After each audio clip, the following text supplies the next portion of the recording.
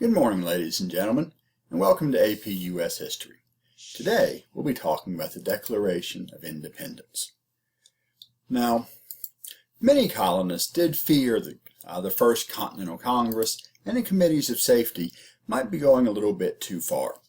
On the other hand, they were truly concerned about the loss of local control and increasingly intrusive British government. Many of them feared the British were conspiring against their liberties. Americans love a good conspiracy. They saw what was happening in Massachusetts and were worried it might happen to them next. Indeed, many colonies had had their legislatures dissolved by their royal governors. And so boycotts were mostly followed, and militia units began to train more seriously, and the British responded disastrously. Worried about all this colonial resistance, the military governor of Massachusetts, General Thomas Gage, heard about colonial stores of gunpowder in Lexington and in Concord, not too far from Boston, and decided he needed to seize those supplies of gunpowder. Furthermore, he hoped to capture two of the leading sons of liberty, Samuel Adams and John Hancock, who were rumored to be in Lexington at that time. But certain colonists heard of Gage's plan to march to Lexington and Concord, and went along the projected route of his army to warn the people that the British were coming. Or more likely, they said the redcoats were coming or the regulars were coming. After all, they all thought of themselves as British. Those three men were Paul Revere, William Dawes, and Dr. Samuel Prescott, who together managed to warn the militia and the Minutemen, although in fact only Dr. Prescott made the entire ride. Paul Revere and William Dawes were captured by the British, but escaped. And so, with this warning, the Minutemen gathered on Lexington Green, and were ready on April 19, 1775, when the British arrived and ordered them to disperse, but fired on them as they went, in part because the Minutemen wouldn't drop their guns when they were told to do so. 8 Minutemen were killed, 10 were wounded, and 1 British soldier was wounded in a firefight as well. From there, the regulars proceeded on to Concord, where they faced more determined opposition. As a poet Ralph Waldo Emerson would later put it, there the embattled farmers stood and fired the shot heard round the world. Despite this resistance, the British destroyed some gun carriages, some military tools and supplies, but nothing of real consequence. And from there, they headed back to Boston. And this was the part that was truly deadly for the British. Along the way, they were harassed by militiamen, hiding behind trees, behind fences, behind buildings, and the British were unable to truly respond as they were trying to march back to Boston as quickly as possible. 174 British regulars were wounded, 73 killed, 26 went missing, and once back in Boston, the city was besieged by New England militia, and Gage's men were trapped in the city. And as the siege entered its second month, in May of 1775, the Second Continental Congress convened in Philadelphia, and eventually delegates arrived from all 13 colonies. And this group would ultimately, if at first reluctantly, lead the United States into independence and for the majority of the Revolutionary War. Now, some delegates to Congress were in favor of independence from the start. These included Boston patriots John and Samuel Adams, John Hancock from Boston, a number of Virginians, such as Richard Henry Lee and Patrick Henry, who had 2 months earlier proposed raising troops to resist the British with the famous cry of "Give me liberty or give me death." George Washington from Virginia also arrived in his military uniform and favored independence from Britain as well. There were, though, plenty who still wished to reconcile somehow, of whom the most notable was John Dickinson of Pennsylvania. He had many criticisms of the British, but did not feel a complete break was necessary or in line with what the Quakers of Pennsylvania, whom he represented, although he was not a Quaker himself, would have wanted. Quakers, of course, always being opposed to warfare. But, as I mentioned, George Washington arrived as a delegate from Virginia, and of all the men there, he had but the most military experience. He was a war hero from the French and Indian War. He was also a representative of one of the few colonies who had already sent soldiers to New England from some other part of America. And according to John Adams, because Washington was the tallest man in the room, he was made overall commander of American forces in New England, which he named the Continental Army, and designed for a flag he called the Continental Colors, which still flew the Union flag in the corner, the flag of England and Scotland combined, but with 13 stripes for the 13 colonies, showing a colonial identity, but still their identity as British subjects. Now, during the war, Congress was made up of varying numbers of delegates from the various colonies, but it did not matter how many delegates came from a particular colony or later state, as each colony or state got one vote regardless of its size or its population or its wealth. If a colony had multiple delegates there, they had a little meeting together to decide how to cast their colony's vote. Congress had a president, but he was not really an executive president. You'll sometimes hear people try to be cute and say George Washington was not our first president, and they will name a president of the Continental Congress, or later a president of Congress under the Articles of Confederation, and technically they may have been president, but they were not executives. There are more chairmen for meetings of Congress. Not especially important figures, or at least an important office in its own right. Still, Congress wanted to maintain the peace. John Dickinson wrote a letter to King George III, the Olive Branch Petition. This petition expressed the colonists' continuing loyalty to the king, and asked King George III to call for a ceasefire until a solution could be found. But in August 1775, before the petition could arrive in London, King George III had already begun to hire mercenaries from Germany. He began hiring them in September, having in August declared the colonies to be in rebellion and outside his protection. A very important symbolic announcement, as one of the king's symbolic roles, at least, was as father and protector of his people. If his people were in rebellion and outside his protection, he was justified in using force, including, as I mentioned, hiring foreign mercenaries. Most of them from Germany, and typically referred to as Hessians, because many of them, although not all, came from a couple different German states known as Hessia. And the colonists felt betrayed by this introduction of foreign forces into what they felt was a domestic matter. And the Olive Branch Petition did eventually arrive in London, but King George did not just reject it, he refused to even officially receive it and consider it. And Congress learnt of this rejection in November of 1775. It seemed that the last chance for peace was gone. Furthermore, Parliament passed the Prohibitory Act, which closed all foreign trade with the colonies, hoping to defeat them through economic warfare as well as outright military combat. So further and further, the British seemed to be pushing the colonists away. But most still, as 1775 came to an end, wanted to remain loyal to the king. And to this point, did not criticize the king publicly, but criticized his advisors, criticized his officials, criticized certain members of Parliament, but not yet the king. But then in January of 1776, a man who had recently arrived in America from England named Thomas Paine published a short book called Common Sense, a simple and compelling pamphlet that everyone could understand.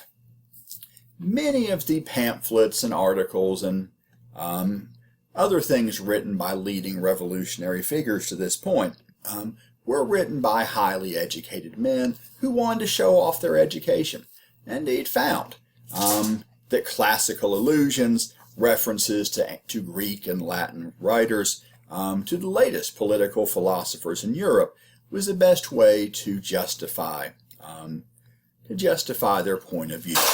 Indeed, a common point of reference for them, but for the average American, many of those things did seem a bit abstruse and esoteric. Common sense, however, as the title implies, drew upon common sense, asked among other things, is it sensible that a continent should be ruled by an island? Common sense argued for and convinced many people to support a complete break with Britain, even a violent one if necessary. Within a few months, 120,000 copies were sold, making it by far the best-selling publication in the colonies. And that number undercounts, I believe, the number of people exposed to it. Many people who could not read or could not read well had things read to them. Indeed, a popular form of entertainment in taverns and other gathering places was for someone who had something interesting to read and the ability to read it to give a public reading of it. And as people were reading or hearing common sense, fighting continued. Now, the only major battle around Boston during this time is known as the Battle of Bunker Hill. Although in fact it happened on nearby Breed's Hill. They had originally planned to fight on Bunker Hill and kept the name even after they had to move to the next hill over. The British technically won this battle on June 14, 1775, but it was a Pyrrhic victory, a victory so bloody, so costly, that the British were not able to actually break out of Boston as they had hoped to do, and did not ever attempt such a major battle again around Boston. This, of course, is the battle where the American commander famously told his men to hold their fire. Do not fire, he said, till you see the whites of their eyes, to lure the British in and then mow them down once they were close. The American forces only had to surrender when they had finally used up all their gunpowder. Elsewhere, Americans went on the defensive.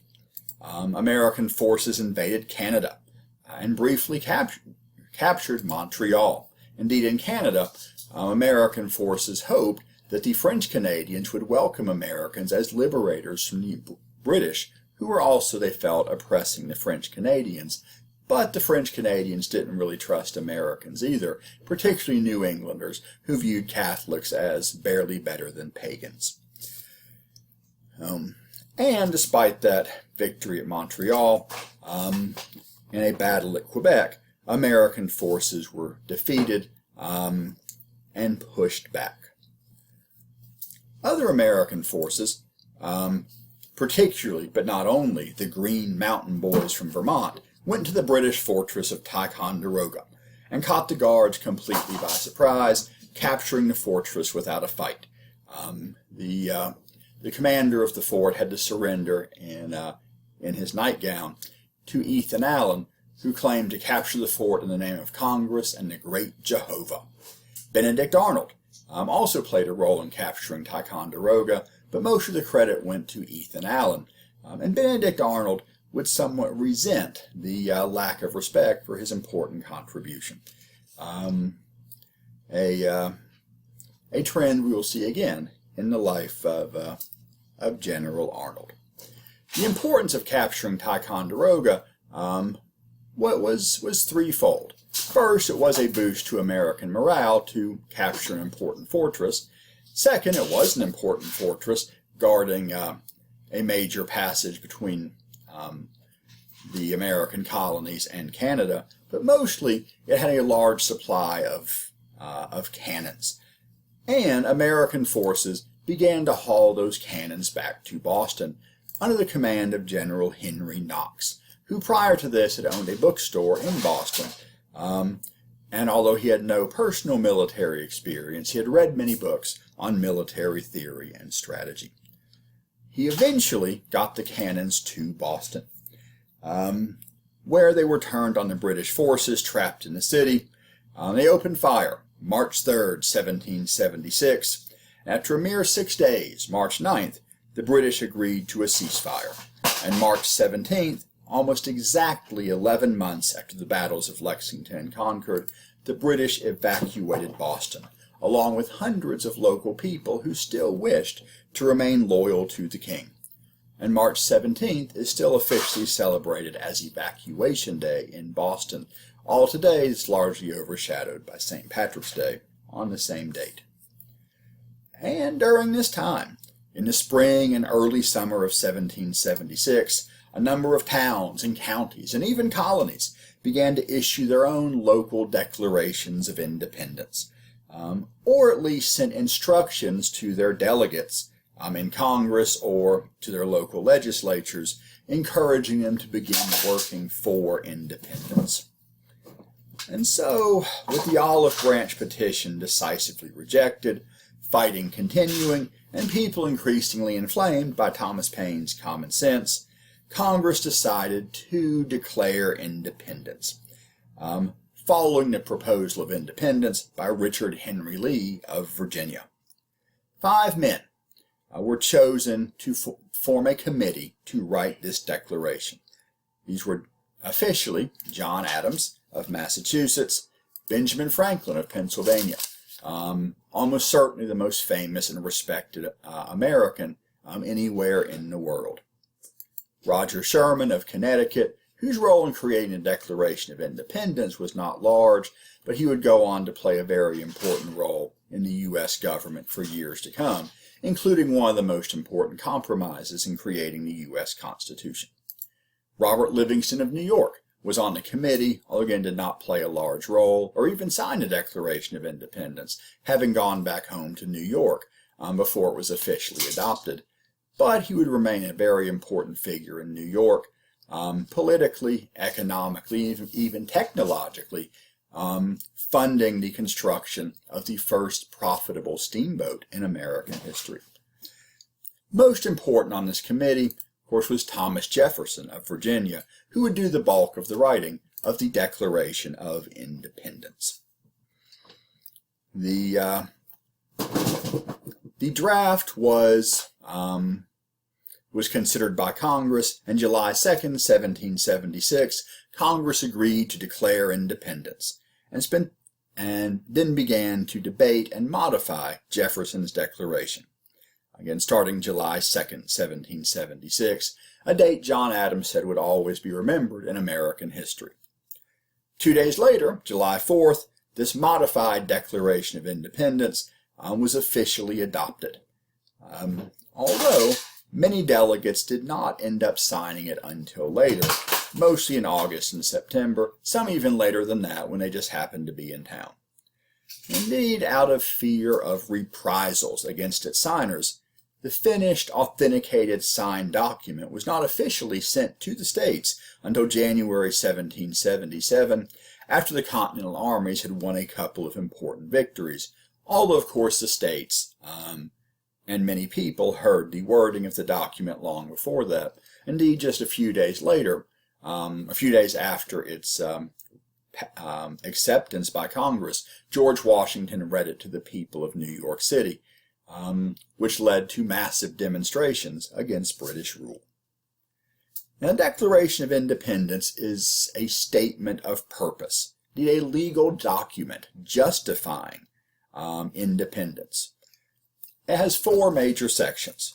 The first section is an explanation of why it was necessary to declare independence, admitting that was a very unusual and dangerous thing to do. Second, as partial justification of that declaration, is the most famous part of the Declaration of Independence, an explanation of the unalienable rights of life, liberty, and the pursuit of happiness. By far the longest section is the third section, which gives a long list of complaints justifying the need for a Declaration of Independence, and almost all these complaints were specifically against King George III himself. Up to this point, of course, the colonists not having officially publicly criticized the king itself. Now, some of these complaints were exaggerated, a few may have been invented, but most were based on very real problems, very real acts of tyranny, or invasions of Americans' rights that the colonists had experienced. Again, this was meant to demonstrate that King George III was a tyrant to whom they owed no loyalty. And finally, the fourth and concluding resolution was a declaration that the colonies were, and of right ought to be, free and independent states. And the signers agreed to support the declaration with their lives, their fortunes, and their sacred honor.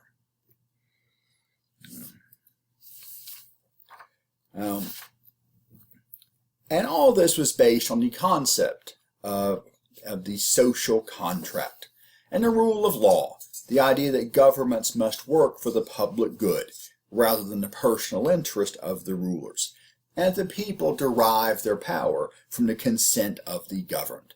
If a government ceases to respect the lives, liberty, and property of its people, it is their right, it is their duty to throw off such a government.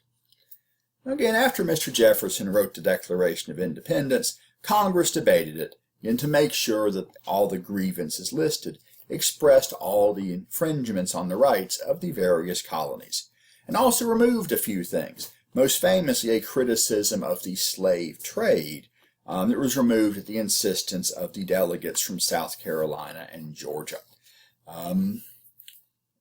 Thomas Jefferson may have been a slave owner, and elsewhere in the Declaration criticized the governor of Virginia for encouraging slaves to attack their masters, but the slave trade itself he tried to condemn and blame on King George III. There were those, in England in particular, who did feel it was hypocritical for Americans to speak of life, liberty, and the pursuit of happiness while denying it to their slaves, when a recent British court case had declared essentially that slavery could not be enforced in England, the air of England being too free for a slave to breathe. All that decision did not apply to the colonies. The famous English writer Samuel Johnson said, "Why do we hear the loudest yelps for liberty from the drivers of Negroes?" Still, despite their flaws, the signers of the Declaration of Independence did pledge their lives, their fortunes, and their sacred honor. Several went on to fight in the Revolutionary War. 5 were captured by the British, although all were eventually released. Many lost their homes or other property during the course of the war. In theory, all of them were considered traitors and could have been hanged, drawn, and quartered. According to legend, at least, Benjamin Franklin said, "We must all hang together, or assuredly we shall all hang separately." Historians looking back have tried to work out why Americans really took such a radical and potentially dangerous step.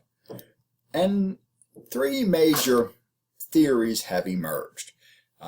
Which is correct, may be a subject for your consideration, or even an essay for you to write in the future. There are those who have argued that it was ideological, based on ideas, on philosophy. Most colonial leaders were, as I've mentioned, familiar with the works of classical writers from the Greek democracies and the Roman Republic, such as Polybius. Many were familiar with the modern work of John Locke and Edmund Burke and the Baron de Montesquieu.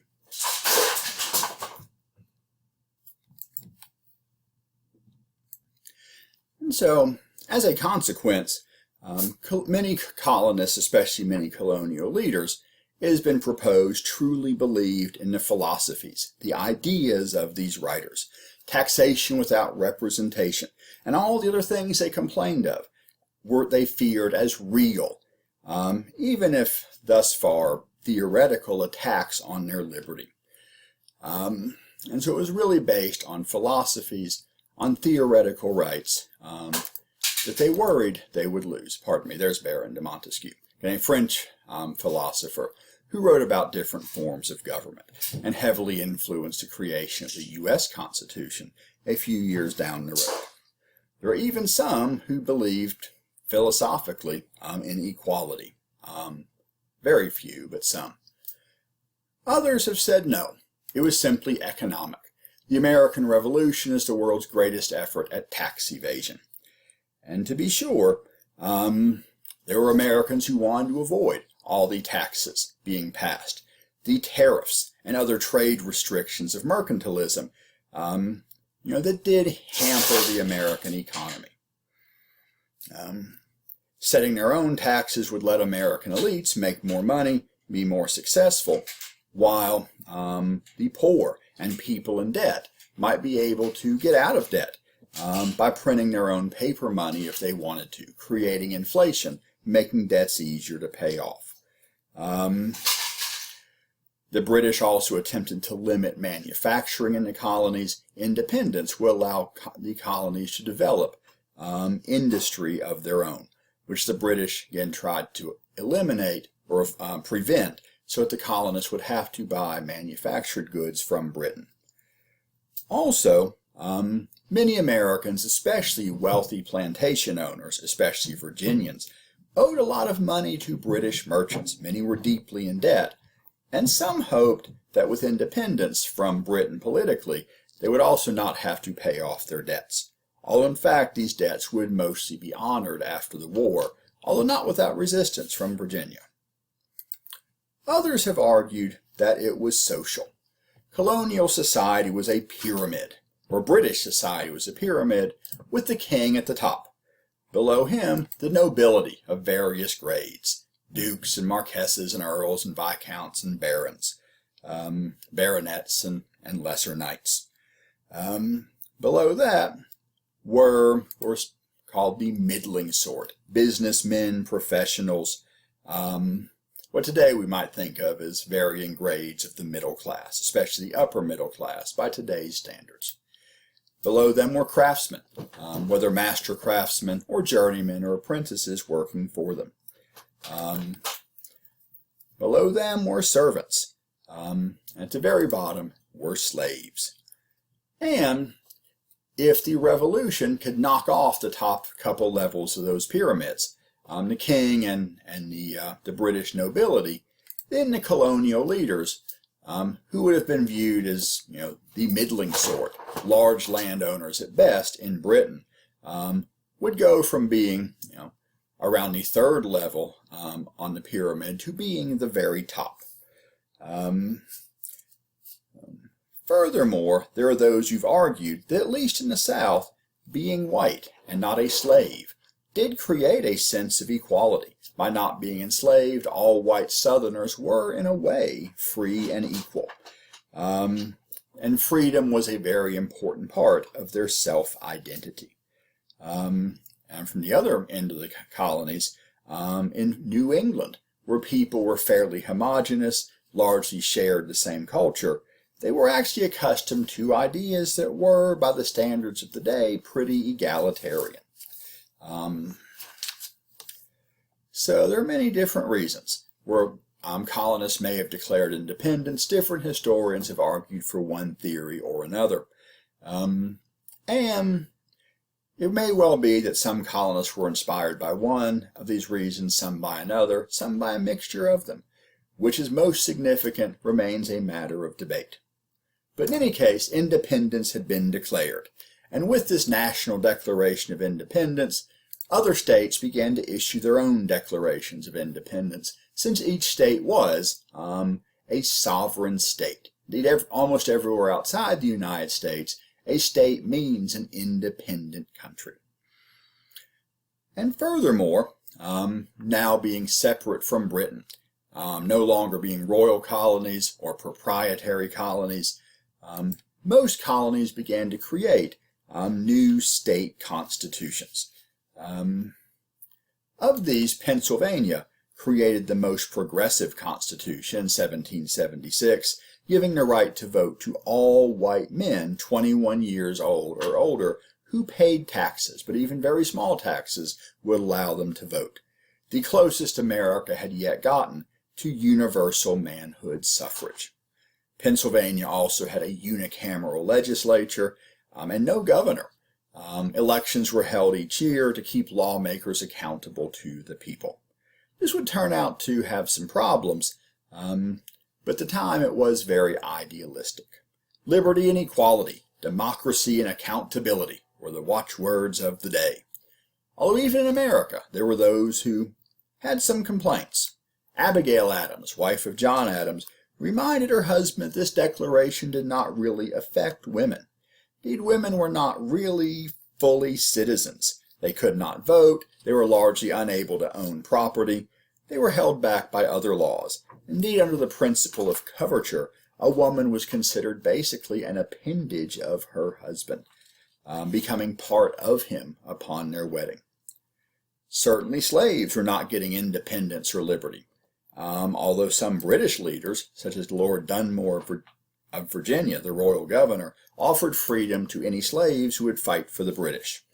And so even with more liberal policies like those of Pennsylvania coming into existence, complete liberty and equality were a long way away. Furthermore, not every American supported the Declaration of Independence.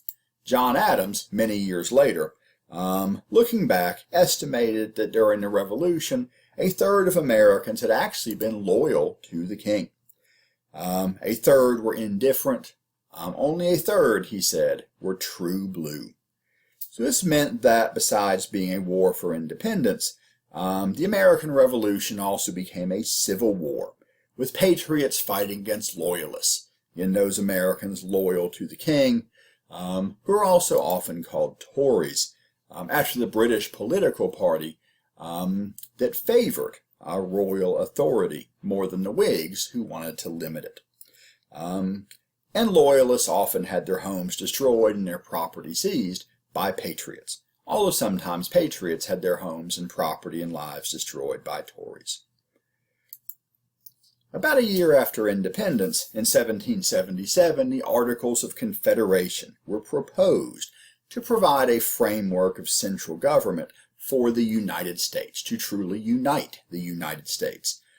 But while these actually put fairly few limits on the independence and authority of the several states, giving up even a little independence to a central government worried many states, and the Articles of Confederation were not adopted by all 13 states, and thus did not go into force until 1781, when the fighting in the war was nearly over.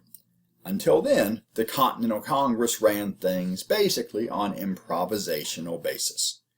And furthermore, before the Declaration of Independence could really mean anything, the United States had to win a war. And we'll see how that goes next time. Thank you very much.